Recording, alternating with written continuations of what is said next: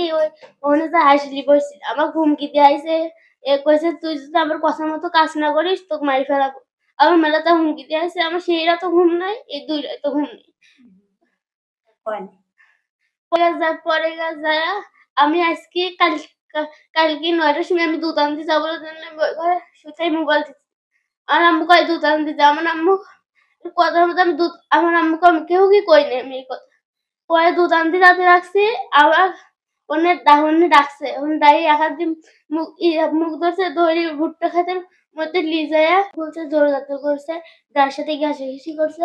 পরে যে দেহে আমি আর পারবো না পরে যে চিকুর মারছি পরে ওই আমার ওখানে একটা দাদা যায় ধরছে।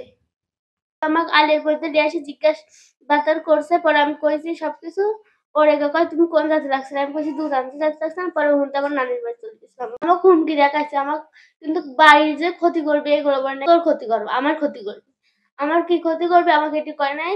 বলছে যে তুই যদি কেউর কাছে কইস আমি তো খাইছি দি ভয় দিয়েছি হুমকি দেয় তাহলে তো একবার জীবনে করে ফেলাবো আমিও বাড়িতে পড়াবো তো একবারে মারিতেই পড়াবো আমার কথা মতো না কাজ করবি।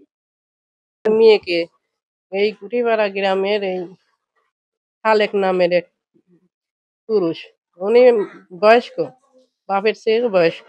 এই দুধ আনতে যাইতে চাইছিল ওই কমেশ্বর রাস্তা থেকে ভুট্টা খেতে টানিয়ে নিয়ে ওই পুরুষটা ওনাকে ধর্ষণ করছে। গ্রামের মানুষ চিল্লাপাল্লা শুনে তাই ওনাকে বের করে ধরে নিয়ে আসে। ধরে নিয়ে আসে ও পলাইছে। এখন এখন আমাদের গ্রামে এরা মুক্তি আচার আমরা চাই না, আপনাদের কাছে আইনের আশ্রয় নিতে চাই আমরা।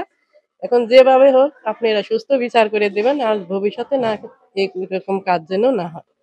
আপনাদের কাছে আমরা বিচার চাই।